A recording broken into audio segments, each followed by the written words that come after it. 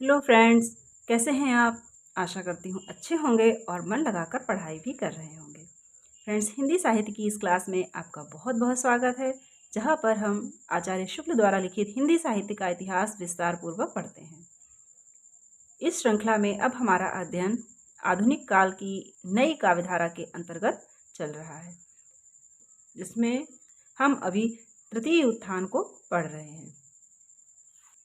इस पुस्तक के सभी पहले के वीडियोस चैनल पर उपलब्ध हैं। अगर आपने नहीं देखे हैं तो जाकर देख लीजिए और अपने अध्ययन को विस्तार दीजिए। इसके अतिरिक्त चैनल पर हिंदी साहित्य से संबंधित रिवीजन वीडियोस भी उपलब्ध हैं। अगर आप टॉपिक वाइज रिवीजन करना चाहते हैं तो चैनल पर जाकर देख सकते हैं। तो आइए देखते हैं आगे। इससे पहले के वीडियो में हमने तृतीय उत्थान में चलने वाली जो काव्यधारा थी उसकी क्या प्रवृत्तियां थीं और छायावाद का उदय धीरे धीरे किस प्रकार हो रहा था और उसमें कौन सी प्रवृत्तियां थीं। इसके अतिरिक्त द्विवेदी युग में जो काव्यधारा चली थी वो किस ओर जा रही थी और स्वच्छंदतावादी जो कवि थे वो भी अपनी धारा को आगे बढ़ाने में प्रवृत्त थे। अब आइए देखते हैं आगे। तृतीय उत्थान में काव्य का क्या स्वरूप रहा है और काव्य का रुख किस ओर रहा है, किस प्रकार की और कौन कौन सी रचनाएं तृतीय उत्थान में हो रही थी, अब हम इसी को देखेंगे। तो आइए देखते हैं। तृतीयोत्थान की प्रवृत्तियों के इस संक्षिप्त विवरण से ब्रज भाषा काव्य परंपरा के अतिरिक्त इस समय चलने वाली खड़ी बोली की तीन मुख्य धाराएं स्पष्ट हुई होंगी।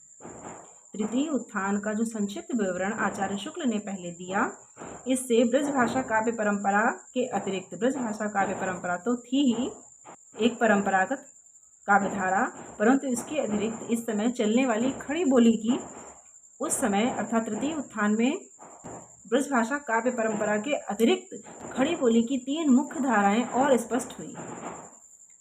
द्विवेदी काल की अब ये तीन धाराएं कौन सी थीं जो कि खड़ी बोली की धाराएं थीं। एक ब्रज भाषा काव्य परंपरा तो अलग हो गई जो परंपरागत रूप से चली आ रही थी। फिर जब खड़ी बोली में रचना होने लगी तो इसका प्रारंभ प्रथम उत्थान के अंत में हो गया था। फिर धीरे धीरे द्विवेदी युग में ये अपने परिमार्जित और उत्कृष्ट रूप में आ गई। अब तृतीय उत्थान में जाकर खड़ी बोली की कौन कौन सी धाराएं, कौन कौन सा काव्य स्वरूप था, वो यहाँ पर आचार्य शुक्ल बताते हैं। अब जब खड़ी बोली में काव्य रचा जाने लगा तब इसकी तीन धाराएं हुई। द्विवेदी काल की क्रमशः विस्तृत और परिष्कृत होती हुई धारा, वो धारा खड़ी बोली की जो द्विवेदी युग में चली थी, जो क्रमशः विस्तार को प्राप्त करती जा रही है और धीरे धीरे इसकी भाषा और काव्य का परिष्कार भी होता जा रहा है। छायावाद कही जाने वाली धारा और एक धारा तृतीय उत्थान में आकर छायावाद के रूप में जन्मी तथा स्वाभाविक स्वच्छंदतावाद को लेकर चलती हुई धारा, और एक थी जो स्वाभाविक स्वच्छंदतावाद को लेकर चलने वाली धारा थी जिसका प्रवर्तन श्रीधर पाठक जी ने द्विवेदी युग में किया था, तथा स्वाभाविक स्वच्छंदता को लेकर चलती हुई धारा जिसके अंतर्गत राजनीतिक और सामाजिक परिवर्तन की लालसा व्यक्त करने वाली शाखा भी हम ले सकते हैं। फिर एक धारा स्वाभाविक स्वच्छंदतावाद को लेकर चली जिसके अंतर्गत राजनीतिक और सामाजिक परिवर्तन जो हो रहा था उसको व्यक्त करने की लालसा थी स्वच्छंदतावादी कवि में, उस प्रकार की धारा थी। और स्वच्छंदतावादी जो धारा थी उसका प्रवर्तन श्रीधर पाठक ने किया था। वही धारा अब ये तृतीय उत्थान में किस स्वरूप में थी वो आचार्य शुक्ल बता रहे हैं। ये धाराएं वर्तमान काल में चल रही हैं। ये तीनों धाराएं तत्कालीन समय में चल रही थी और अभी इतिहास की सामग्री नहीं बनी है, अर्थात अभी वर्तमान में ही चल रही हैं। अभी इनको इतिहास नहीं कहा जा सकता, इतिहास की सामग्री ये नहीं है। इसलिए इनके भीतर की कुछ कृतियों और कुछ कवियों का थोड़ा सा विवरण देकर ही हम संतोष करेंगे। इसलिए इस धारा के जो ये धाराएं हैं इनका थोड़ा थोड़ा विवरण देकर ही संतोष करेंगे, अर्थात इनका थोड़ा ही विवरण देंगे क्योंकि ये अभी तक चल ही रही हैं और इसमें नए नए काव्य भी और रचे ही जा रहे हैं। अभी ये इतिहास नहीं बनी, इनका समापन नहीं हुआ है धारा का जो पूरी तरह से इसका विश्लेषण किया जा सके। ये धाराएं अभी चल ही रही हैं। इनके बीच मुख्य भेद वस्तु विधान और अभिव्यंजन कला के रूप और परिणाम में है। इसमें अंतर इन धाराओं में इतना है कि इनका वस्तु विधान अलग है और इनको व्यक्त करने की, व्यंजना करने की जो शैली है, व्यंजना कला जो है वो भी अलग है। पर काव्य की भिन्न भिन्न धाराओं के भेद इतने निर्दिष्ट नहीं हो सकते कि एक की कोई विशेषता दूसरी में कहीं दिखाई ना पड़े। जो भिन्न भिन्न काव्यधाराएं चलती हैं उनके भेद इतने निर्दिष्ट नहीं हो सकते कि एक धारा की विशेषता दूसरी धारा में ना जाए। हर एक की कोई ना कोई विशेषता दूसरी काव्यधारा में दिखाई पड़ ही जाती है। पूरी तरह से भिन्न कोई धारा नहीं है। जबकि धाराएं साथ साथ चल रही हैं तब उनका थोड़ा बहुत प्रभाव एक दूसरे पर पड़ेगा ही। जब धाराएं साथ ही साथ चल रही हैं और समय, समाज, स्थिति सब वही है तो ये स्वाभाविक है कि एक दूसरे के गुण, एक दूसरे का प्रभाव इन धाराओं पर आ ही जाएगा। एक धारा का कभी दूसरी धारा की किसी विशेषता में भी अपनी कुछ निपुणता दिखाने की कभी कभी इच्छा कर सकता है। जो कभी एक ही धारा की रचना कर रहा है वो दूसरी धारा में भी अपनी निपुणता दिखाने के लिए उस धारा की भी रचनाएं कर सकता है, ऐसी भी उसकी इच्छा हो सकती है। धाराओं का विभाग सबसे अधिक सामान्य प्रवृत्ति देखकर ही किया जा सकता है। धाराओं का विभाग जो है, विभाजन, उसको सामान्य प्रवृत्तियां देखकर ही किया जा सकता है। फिर भी दो चार कवि ऐसे रह जाएंगे जिनमें सब धाराओं की विशेषता समान रूप से पाई जाएंगी। सामान्य प्रवृत्तियों के आधार पर हम विभाग तो कर सकते हैं, परंतु फिर भी ऐसे कवि बच जाएंगे जिनकी रचनाओं में सभी धाराओं का मिला जुला रूप मिलेगा। कुछ विशेष प्रवृत्ति होगी भी तो व्यक्तिगत होगी, और उनके अंदर कुछ विशेष प्रवृत्ति होगी तो वो भी व्यक्तिगत ही होगी।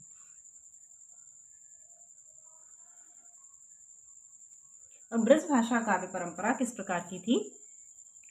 जैसा कि द्वितीय उत्थान के अंत में कहा जा चुका है, ब्रजभाषा की काव्य परंपरा भी चल रही है। जैसे द्वितीय उत्थान का जब अंत हुआ तब कहा जा चुका है कि ब्रजभाषा की जो धारा थी, जो काव्य परंपरा थी, वह द्वितीय उत्थान में भी चल रही थी। यद्यपि खड़ी बोली का चलन हो जाने से अब ब्रजभाषा की रचनाएं प्रकाशित बहुत कम होती हैं, पर अभी देश में न जाने कितने कवि नगरों और ग्रामों में बराबर ब्रजवाणी की रसधारा बहाते चल रहे हैं। जब से खड़ी बोली का चलन हो गया है तब से ब्रजभाषा की कविताएं बहुत कम ही प्रकाशित होती हैं, परंतु न जाने कितने गांव और नगरों में आज भी ब्रजवाणी की रसधारा बहा रहे हैं। अर्थात कई कवि कई स्थानों पर ऐसे हैं जो ब्रज में ही कविता अभी तक कर रहे हैं। जब कहीं किसी स्थान पर कवि सम्मेलन होता है तब न जाने कितने अज्ञात कवि आकर अपनी रचनाओं से लोगों को तृप्त कर जाते हैं, और इस बात का पता तब चलता है जब कहीं किसी स्थान पर कवि सम्मेलन होता है, वहाँ पर जब कविगण अपनी रचनाएं पढ़ते हैं और लोग उनसे तृप्त होते हैं, जो अपनी ब्रजभाषा की रचनाएं पढ़ते हैं, तो ये जाहिर होता है कि ब्रजभाषा में भी अभी तक रचनाएं हो रही हैं। रत्नाकर जी की उद्धव शतक ऐसी उत्कृष्ट रचनाएं इस उत्थान में ही निकली, और रत्नाकर जी की जो उद्धव शतक है जगन्नाथ दास रत्नाकर की, वो ऐसी ही एक उत्कृष्ट कृति है जो द्वितीय उत्थान में ही निकली थी। सर्गबद्ध प्रबंध काव्यों में हमारा बुद्ध चरित संवत 1979 में प्रकाशित हुआ। सर्गबद्ध जो प्रबंध काव्य हैं उसमें आचार्य शुक्ल का बुद्ध चरित, जो कि संवत 1979 में प्रकाशित हुआ, जिसमें भगवान बुद्ध का लोक पालन चरित उसी परंपरागत काव्य भाषा में वर्णित है जिसमें रामकृष्ण की लीला का अब भी घर घर गान होता है, अर्थात ब्रजभाषा में। एक उद्धव शतक ब्रजभाषा में है, दूसरा आचार्य शुक्ल का बुद्ध चरित ब्रजभाषा में है, जिसमें भगवान बुद्ध के लोकपालक चरित को ब्रजभाषा काव्य में वर्णित किया गया है। श्री वियोगी हरि जी की वीर सतसई पर मंगला प्रसाद पारितोषिक मिले बहुत दिन नहीं हुए, और वियोगी हरि जी ने जो वीर सतसई लिखी है उस पर भी जो मंगला प्रसाद पारितोषिक उनको सम्मान मिला था, वो उसको भी अभी बहुत दिन नहीं हुए हैं, वो भी हाल ही में उस समय मिला होगा। देव पुरस्कार से पुरस्कृत श्री दुलारे लाल भार्गव जी के दोहे बिहारी के रास्ते पर चल ही रहे हैं, और जो दुलारे लाल भार्गव जी को देव पुरस्कार मिला क्योंकि इनके दोहे बिहारी के दोहों के लगभग करीब हैं। इन्होंने भी बिहारी के समान रससिक्त दोहे कहे हैं। अयोध्या के श्री रामनाथ ज्योतिषी को रामचंद्रोदय काव्य के लिए देव पुरस्कार थोड़े ही दिन हुए मिला। अयोध्या के जो रामनाथ ज्योतिषी हैं उनको रामचंद्रोदय उन्होंने जो लिखा है उसके लिए देव पुरस्कार उस समय मिले थोड़े ही दिन हुए थे। मेवाड़ के श्री केसरी सिंह बारहट का प्रताप चरित वीर रस का एक उत्कृष्ट काव्य है। प्रताप चरित्र किसका है? केसरी सिंह बारहट का, जो संवत 1992 में प्रकाशित हुआ। और ये प्रकाशित कब हुआ था? संवत 1992 में। पंडित गया प्रसाद शुक्ल स्नेही की सरस कविताओं की धूम कवि सम्मेलनों में बराबर रहा करती है। और गया प्रसाद शुक्ल स्नेही जो हैं वो भी अपनी कविताओं की धूम कवि सम्मेलनों में बराबर मचाया करते हैं। प्रसिद्ध कलाविद राय कृष्णदास जी का ब्रजरज इसी तृतीयोत्थान के भीतर प्रकाशित हुआ। प्रसिद्ध कलाविद राय कृष्णदास जी का ब्रजरज भी इसी तृतीय उत्थान के भीतर प्रकाशित हुआ। इनका ब्रजरज भी तृतीय उत्थान में ही आया। इधर श्री उमाशंकर वाजपेयी उमेश जी की ब्रज भारती में ब्रजभाषा बिल्कुल नई सज धज के साथ दिखाई पड़ी है। और उमाशंकर वाजपेयी उमेश जी ने ब्रज भारती नामक अपने काव्य में ब्रज भाषा को बिल्कुल नए स्वरूप में दिखाया है, बिल्कुल नई सज धज के साथ दिखाई पड़ी है। तो ये वो रचनाएं हैं जो परंपरागत ब्रज भाषा में हुई हैं, द्विवेदी युग में भी हुई थी और तृतीय उत्थान में भी आकर इस प्रकार की रचनाएं मिलती हैं जो कि ब्रज भाषा में हैं। यहाँ पर जितनी रचनाओं का उल्लेख दिया हुआ है ये सब इम्पोर्टेंट हैं। क्वेश्चन बन सकता है कि तृतीय उत्थान में प्रकाशित या तृतीय उत्थान के अंतर्गत आने वाली ब्रज भाषा की काव्य रचनाएं कौन सी हैं, या आधुनिक काल में तृतीय उत्थान के प्रारंभ में ब्रज भाषा की कौन कौन सी रचनाएं सामने आई हैं, तो उसमें इनका उल्लेख हो सकता है। हम नहीं चाहते और शायद कोई भी नहीं चाहेगा कि ब्रज भाषा काव्य की धारा लुप्त हो जाए। हम नहीं चाहते, अर्थात शुक्ल जी नहीं चाहते कि ब्रज भाषा की धारा लुप्त हो जाए, और कहते हैं कि शायद ऐसा कोई भी नहीं चाहेगा। उसे यदि इस काल में भी चलना है तो वर्तमान भावों को ग्रहण करने के साथ ही साथ भाषा का भी कुछ परिष्कार करना पड़ेगा। अगर ब्रज भाषा को आधुनिक काल में भी चलना है, यदि ब्रज भाषा को आधुनिक काल में भी चलना है तो उसको भावों को, जो वर्तमान भाव हैं उनको अपने अंदर समाहित करना होगा, उनको ग्रहण करना होगा। जो भाषा है, ब्रज भाषा है, उसमें कुछ वर्तमान काल के, आधुनिक काल के अनुसार परिष्कार करना होगा। उसे चलती ब्रज भाषा के अधिक मेल में लाना होगा। उसे ऐसी चलती ब्रज भाषा बनाना होगा जो आम जनता की, आम जनों की समझ में हो। अप्रचलित संस्कृत शब्दों को भी अब बिगड़े रूपों में रखने की आवश्यकता नहीं। अब जो संस्कृत के प्रचलित शब्द हैं उनको भी बिगड़े रूप में रखने की आवश्यकता नहीं है। बुद्ध चरित्र काव्य में भाषा के संबंध में हमने इसी पद्धति का अनुसरण किया था। और आचार्य शुक्ल कहते हैं कि जब उन्होंने बुद्ध चरित्र की रचना की तब उन्होंने काव्य भाषा के संबंध में इसी पद्धति का अनुसरण किया था, अर्थात उन्होंने चलन में जो भाषा ब्रज भाषा है, जो समझी जा सकती है, उस प्रकार की ब्रज भाषा का प्रयोग इस काव्य में किया है और कोई बाधा नहीं दिखाई पड़ी, और इस ऐसा करने में उनको कोई बाधा नहीं दिखाई पड़ी। अब देखते हैं खड़ी बोली की जो 3 काव्य धाराएं चल रही थी वे कौन कौन सी थी और किस प्रकार की थी। द्विवेदी काल में प्रवर्तित खड़ी बोली की काव्य धारा, वो एक खड़ी बोली की काव्य धारा थी जो द्विवेदी काल से चली आ रही थी, द्विवेदी युग से चली आ रही थी। इस धारा का प्रवर्तन द्वितीय उत्थान में इस बात को लेकर हुआ था कि ब्रज भाषा के स्थान पर अब प्रचलित खड़ी बोली में कविता होनी चाहिए। इस धारा का प्रवर्तन किस आवश्यकता के कारण हुआ कि जो ब्रज भाषा की कविता चली आ रही थी उसके स्थान पर खड़ी बोली में कविता होनी चाहिए, उस आवश्यकता की पूर्ति के लिए इस धारा का प्रवर्तन हुआ था। ये धारा चली थी। श्रृंगार रस के कवित्त सवैये बहुत लिखे जा चुके। अब और विषयों को लेकर तथा और छंदों में भी रचना चलनी चाहिए। अब और विषयों को लेकर श्रृंगार रस पर तो बहुत रचना हो चुकी, अब जो अन्य विषय हैं आधुनिक काल में उनको लेकर, और जो छंद हैं कवित्त सवैये के अतिरिक्त भी और जो छंद हैं उन पर भी रचना होनी चाहिए। खड़ी बोली को पद्यों में अच्छी तरह ढलने में जो काल लगा उसके भीतर की रचना तो बहुत कुछ इतिवृत्तात्मक रही। खड़ी बोली को पद्यों में ढलने में जो टाइम लगा, द्विवेदी युग में जब खड़ी बोली पद्यों में ढल रही थी तो उस समय बहुत कुछ इतिवृत्तात्मक रही। उस इतिवृत्तात्मकता का वर्णन बहुत कुछ उस समय खड़ी बोली में हुआ। पर इस तृतीय उत्थान में आकर ये काव्यधारा कल्पनान्वित, भावाविष्ट और अभिव्यंजनात्मक हुई।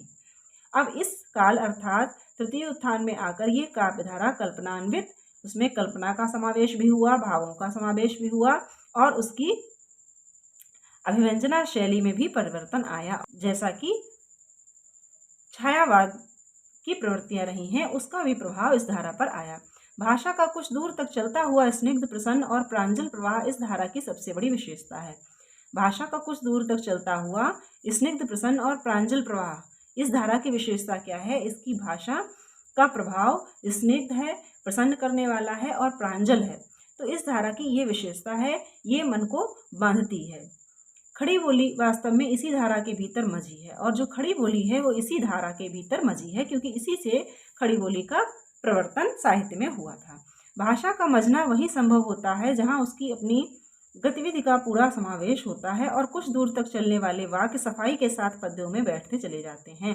भाषा का मजना अर्थात परिष्कृत होना वही संभव हो पाता है जहाँ उसकी अपनी गतिविधि का समावेश हो।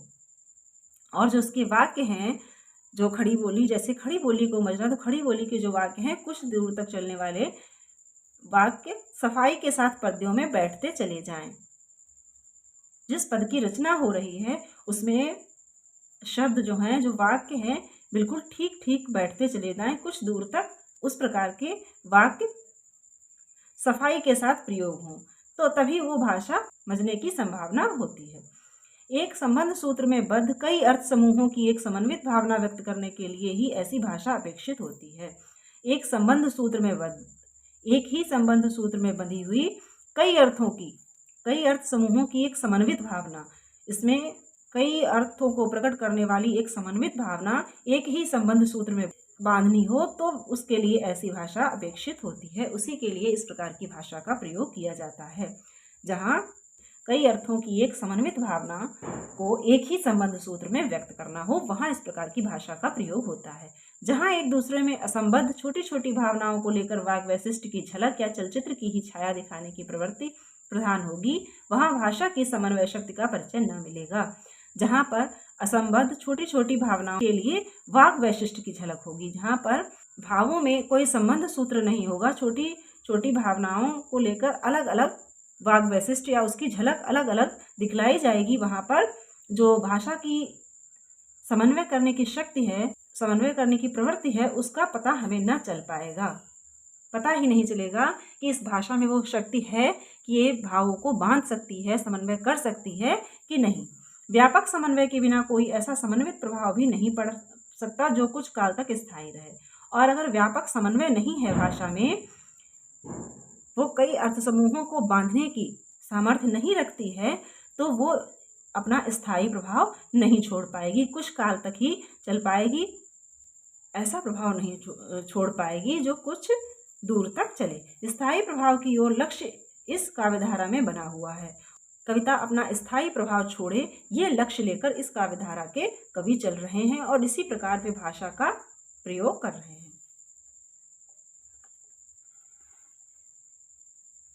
दूसरी बात जो इस धारा के भीतर मिलती है, हमारे यहाँ के प्रचलित छंदों या उनके भिन्न भिन्न योगों से संगठित छंदों का व्यवहार।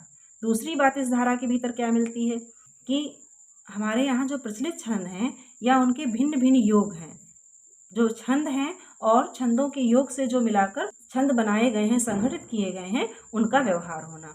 इन छंदों की लयों के भीतर नाद सौंदर्य की हमारी रुचि निहित है और इन छंदों की लयों के भीतर नाद सौंदर्य जो एक है उसकी रुचि भी अभी तक बनी हुई है कि इस प्रकार के छंदों का प्रयोग करना है कि उसमें एक नाद सौंदर्य, एक स्वर उभर कर आए। नवीनता में बट्टा लगने के डर से ही इन छंदों को छोड़ना सहृदयता से अपने को दूर बताना है। नवीनता में बट्टा लगने के डर से ही कि नवीनता में बट्टा लग जाएगा या नवीनता में रुकावट आ जाएगी, उसी डर से ही इन छंदों को छोड़ना, सहृदयता से अपने को दूर बताना है।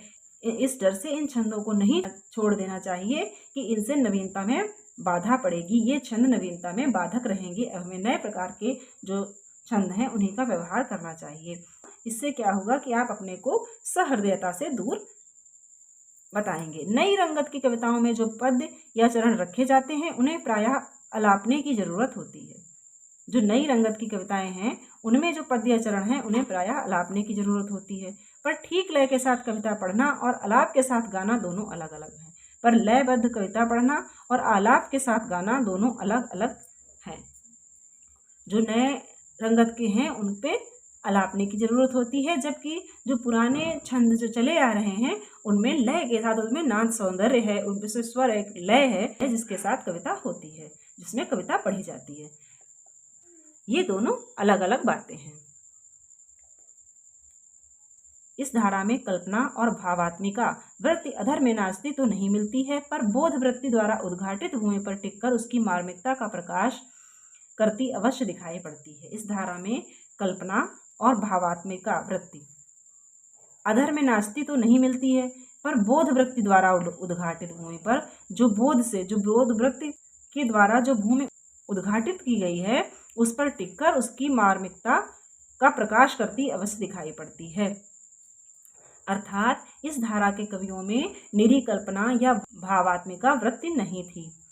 अर्थात इस धारा में ऐसा नहीं कह सकते हैं कि कल्पना और भावात्मिका वृत्ति नहीं थी, अर्थात भावों का समावेश और कल्पना का समावेश काव्य में नहीं था, अर्थात अधर में लटका था, ऐसा नहीं था, बल्कि इसमें बोध वृत्ति के साथ जो काव्य उद्घाटित किया जा रहा था उसकी भूमि पर बोध वृत्ति अर्थात ज्ञान के साथ जो काव्य उद्घाटित किया जा रहा था निरा कल्पनात्मक या भावात्मक काव्य नहीं था, वो बोध वृत्ति पर उद्घाटित काव्य था, तो उसी पर टिककर उसकी मार्मिकता को प्रकाशित करने का काव्य कल्पना और भावुकता ने अवश्य किया है। इससे कला का कुतूहल तो नहीं खड़ा होता, पर हृदय को रमाने वाली बात सामने आ जाती है।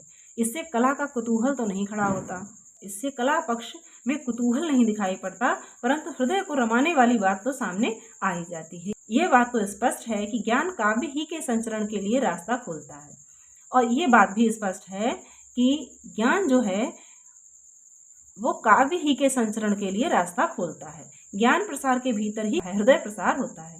जब ज्ञान का प्रसार होता है तभी हृदय प्रसार होता है, और ये बिल्कुल सत्य है। जब आपके ज्ञान का प्रसार हो जाएगा, आपका ज्ञान विस्तृत होगा, तभी आपका हृदय विस्तृत हो पाएगा, हृदय का प्रसार हो पाएगा, और हृदय प्रसार ही काव्य का सच्चा लक्ष्य है, और हृदय का प्रसार ही काव्य का सच्चा लक्ष्य है। जब तक हमारे हृदय का प्रसार नहीं होगा, काव्य रचना संभव नहीं है।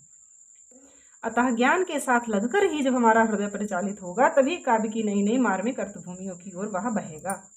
तो ज्ञान के साथ लगकर जब हृदय चलेगा, हृदय का जब हम काव्य में प्रयोग, कल्पना का प्रयोग, भावों का प्रयोग ज्ञान के साथ करेंगे, तभी काव्य की नई नई मार्मिक अर्थभूमियों, जो काव्य की नई नई मार्मिक अर्थभूमियां हैं, उन पर हृदय विचरण करेगा, उन पर काव्य हो पाएगा। ज्ञान को किनारे रखकर उसके द्वारा सामने लाए हुए जगत और जीवन के नाना पक्षों की ओर न बढ़कर यदि काव्य प्रवृत्त होगा तो किसी एक भाव को लेकर अभिव्यंजना के वैचित्र प्रदर्शन में ही लगा रह जाएगा।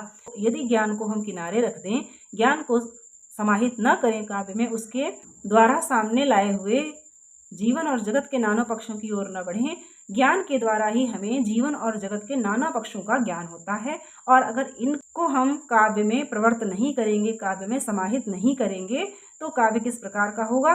किसी एक भाव को लेकर ही अभिव्यंजना की तरह तरह की विचित्रता दिखाई जाएगी, और इस वैचित्र प्रदर्शन में ही काव्य लगा रह जाएगा। इस दशा में काव्य का विभाव पक्ष शून्य होता जाएगा, और इस दशा में क्या होगा? काव्य का विभाव पक्ष जो है बिल्कुल शून्य होता जाएगा, उसकी अनेक रूपता सामने ना आएगी, और उसकी अनेक रूपता जो है वो सामने नहीं आ पाएगी। इस दृष्टि से देखने पर यह कहा जा सकता है कि धारा एक समीचीन पद्धति पर चली है, और इस दृष्टि से हम देखें तो यह कह सकते हैं कि जो द्विवेदी युग में खड़ी बोली में काव्य धारा प्रवर्तित हुई थी, वो एक समीचीन पद्धति पर चली है, उपयुक्त पद्धति पर चली है। इस पद्धति के भीतर इधर आकर काव्यत्व का अच्छा विकास हो रहा है, और इसके भीतर आकर काव्यत्व का अच्छा विकास भी हो रहा है। इधर आकर अर्थात तृतीय उत्थान में आकर इस धारा ने अच्छा विकास किया है, ये देखकर प्रसन्नता होती है।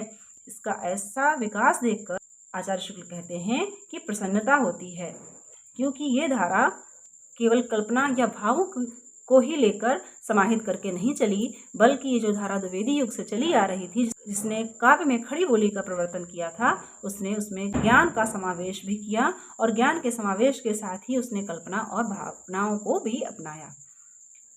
अब इस पद्धति पर चलने वाले कुछ प्रमुख कवियों का उल्लेख किया जाता है।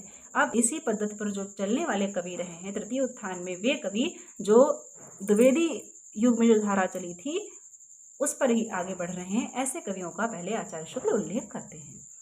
तो इन कवियों का विवरण अब हम अगले वीडियो में देखेंगे। आपको वीडियो अच्छा लगा हो तो लाइक कर दीजिएगा, शेयर कर दीजिएगा के लिए। तो मिलते हैं अगले वीडियो में। तो स्वस्थ रहिए और मन लगाकर पढ़ते रहिए।